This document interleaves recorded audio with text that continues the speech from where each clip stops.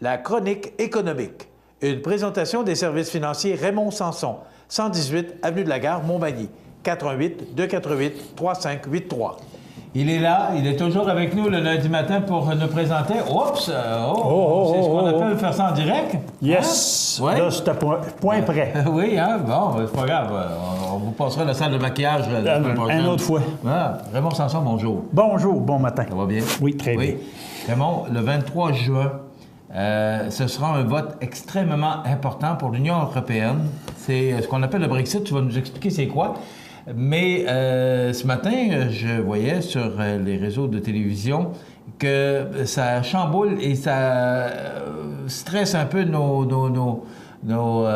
boursiers, nos valeurs boursières. Ouais, nos valeurs boursières. Alors, tu vas nous expliquer de quoi il en ressort parce qu'en fin de semaine, on traitait beaucoup de ce vote très important qui est le Brexit. Qu'en est-il?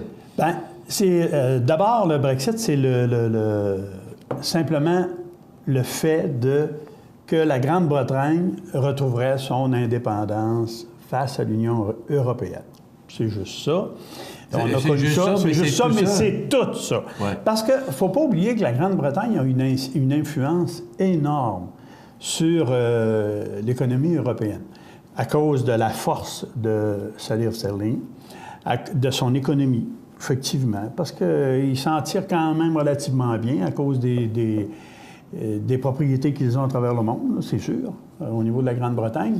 Mais c'est un coup dur à prévoir si jamais les Britanniques décidaient de sortir de l'Union européenne.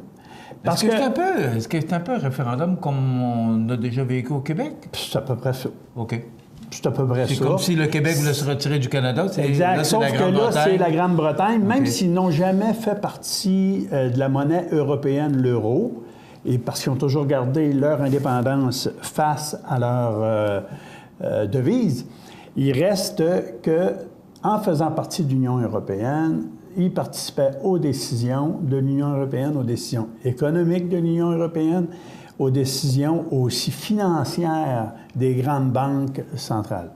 C'est sûr que s'ils font cavalier seul, l'Union européenne ou les banques européennes, la Banque centrale européenne, va subir des contre-coups. Ça, c'est clair. Et ces contre-coups-là vont avoir l'effet, je ne suis pas un prophète de malheur, mais vont avoir l'effet d'un genre de raz-de-marée qui va se répercuter sur toutes les grandes banques centrales planétaires.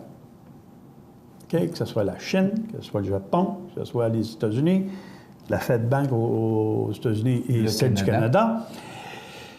On peut s'attendre à avoir une période turbulente au niveau boursier. C'est pour ça qu'un peu, je disais aux gens, là, partez pas en panique, là. Je pense que, oui, il va y avoir de la turbulence, mais dites-vous une chose, si vous faites affaire avec des fonds communs de placement, les gestionnaires ont prévu des choses, ont prévu ce qu'il fallait. Alors, je connais des gestionnaires de fonds, parce que je te disais que j'étais allé à Toronto il y a 2 semaines, des gestionnaires que j'ai rencontrés, je n'ai rencontré 6 en 2 jours, où on a discuté économie, on a discuté de ce qui s'en venait pour eux autres. C'est sûr que les taux d'intérêt, il n'y a pas rien à voir de ce côté-là avant peut-être 2018. Fait que on a le temps encore de s'étouffer avec des bas taux d'intérêt et d'en profiter, je pense, pour dégager de l'endettement, d'enlever un peu. Profitons de ces bas taux d'intérêt-là. Ça, c'est un petit aparté que je fais en passant.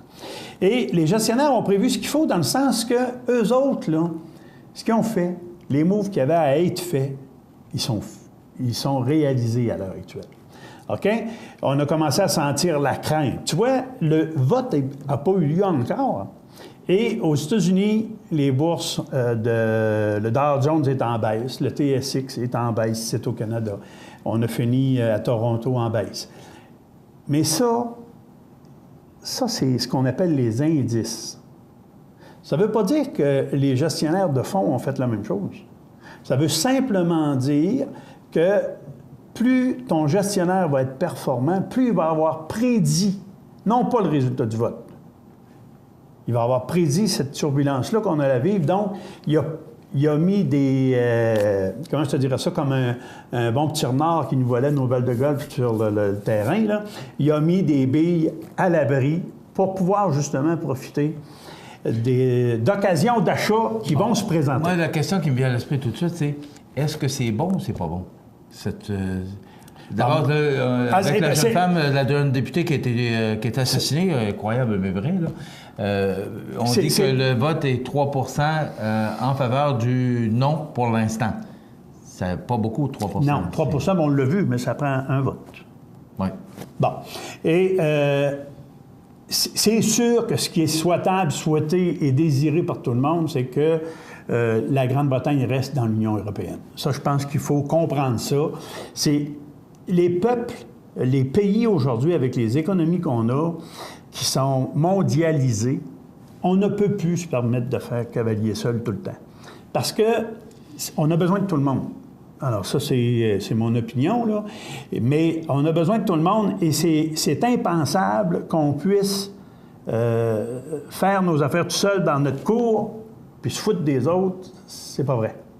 Moi, je pense qu'il peut y avoir un regain de nationalisme en Grande-Bretagne, mais c'est impossible qu'on puisse faire cavalier seul. Mais si c'est la volonté des Britanniques, bien, regarde, on va devoir vivre avec les conséquences, et les conséquences peuvent être là. Par contre, il y a quand même une chose qui est rassurante, c'est que les grandes banques centrales, à l'heure actuelle, ont déjà, dans un pacte passé en 2008, pris entente à l'effet qu'ils s'entraideraient avec leur monnaie si jamais il y avait mettons que la Banque centrale européenne prendrait un grand coup à la baisse à cause d'un gain du Brexit, c'est-à-dire que la Grande-Bretagne devienne seule. Bien, écoute, je pense que les États-Unis, l'Asie, en parlant du Japon, et la Banque centrale européenne vont trouver des voies d'entente. Ça, c'est sûr que c'est toutes comment je dirais ça, des tractations qui se font à l'abri. On n'est pas au courant de ça. Tout ce qu'on sait, c'est qu'ils vont trouver des solutions. Ça, c'est clair. Et la preuve de ça, c'est que tu vas voir au niveau des marchés, oui, il va y avoir de la spéculation.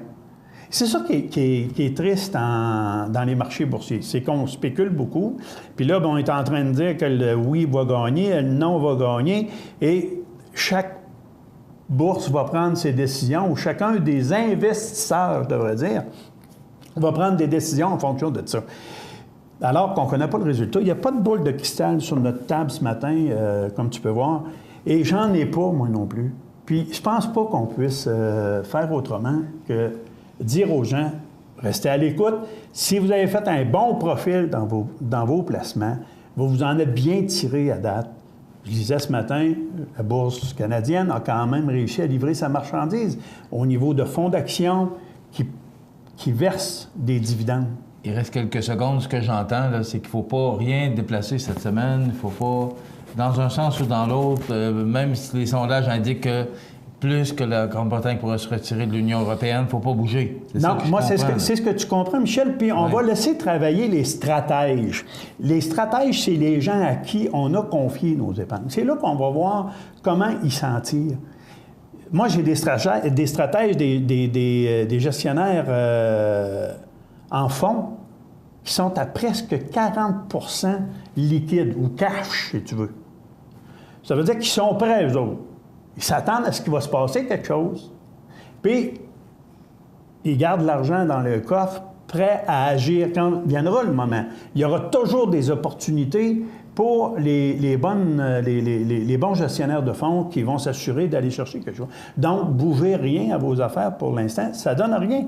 Et même si vous vouliez faire quelque chose, il va se passer quoi qui ne sera pas à votre avantage. Donc, encore une fois, meilleure façon, restez sur vos positions, parlez à votre conseiller et toujours oubliez jamais une chose, la meilleure façon d'investir, c'est d'investir sur une base régulière, hebdomadaire, à toutes les 2 semaines ou à tous les mois dans vos fonds de façon à pouvoir toujours marquer une constance vers la hausse. Donc, la semaine prochaine, on aura une chronique, justement, qui parlera... Ben, en tout cas, on va lire beaucoup sur le sujet. Oui, mais ça sera le sujet. Ça sera réglé. On pourra voir aussi l'activité des activités boursières. Nous autres, on va avoir plus de difficultés à le voir parce que le vote va rentrer, mais on va rentrer avec le congé de la Saint-Jean-Baptiste. Fait que les bourses vont peut-être être fermées ou quelque chose. Surveillez ça, le vote a lieu jeudi 23 juin. Donc, c'est à suivre cette histoire de la Grande-Bretagne qui pourrait se retirer de l'Union européenne. Alors, c'est une histoire à suivre. Merci Raymond, très intéressant. Bienvenue. Voilà, c'était la chronique économique de ce lundi 20 juin. La semaine prochaine, Raymond sera avec nous. Il sera avec nous pour la présence pour l'été? Oui. Oui, pas de vacances. Pas de vacances. S'il y en a, on va s'organiser pour être ici quand même. Merci Raymond. Bienvenue. Voilà, alors on s'arrête dans quelques instants. Les anniversaires et après quoi?